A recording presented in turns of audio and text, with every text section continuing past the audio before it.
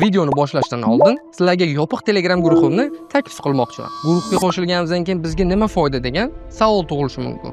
Guruhda har hafta montajga oid foydali premium materiallar tashlab boriladi.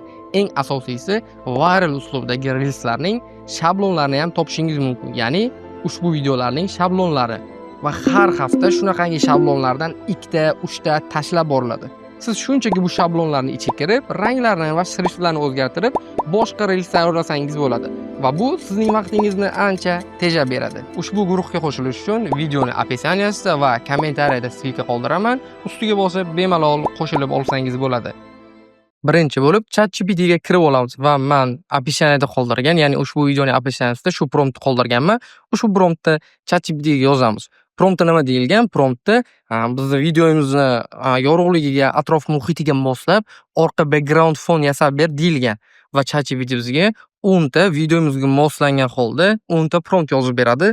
Xohlagan promptimizni kopirovat qilib olamiz va Gemini sun'iy intellektiga kiramiz va plusni bosib, o'zimizga kerakli orqa fonni kesilgan rasmimizni joylaymiz.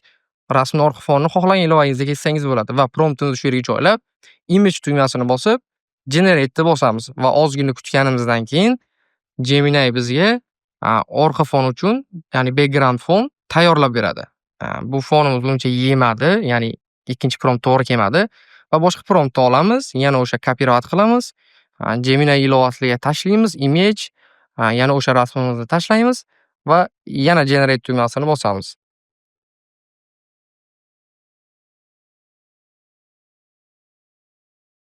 Endi bu rasm boshqacharoq chiqdi, ya'ni ishlatsak bo'ladi buni va endi buni bu rasmdan o'zimni olib tashlashimiz kerak, ya'ni odamni olib tashlash kerak. Buning uchun ushbu saytga kiramiz. Bu yerga ham upload image qilamiz, ya'ni rasmimizni joylaymiz va ozgina kutganimizdan keyin analiz qiladi va shu yerda odam ikonkasini ustiga bosamiz. Bu rasmdagi odamni bizga tanlab beradi. Mana chetlarim chiroyli va ustiga bosganimizdan keyin belgilanadi va o'chirish tugmasini bosamiz. Ozgina kutganimizdan keyin rasmdan bizni o'chirib tashlaydi va endi After Effects ga yoki CapCut xohlagan ilovangizga kirib, o'sha green screendan olgan videongizni ushbu background fonni ustiga qo'yib ishlatsangiz bo'ladi. Bu bizga nimaga kerak? Bunaqa rasmlar, studiyadagi rasmlarni internetdan ham olsangiz bo'ladi, lekin AI sizni videongizni yorug'ligiga, atrof muhitiga moslab orqa fonni yasab beradi va shu sababdan sizning videongiz realistikroq chiqadi, ya'ni jonliroq chiqadi. Ya'ni montaj qilinganligi unchalik bilinmaydi.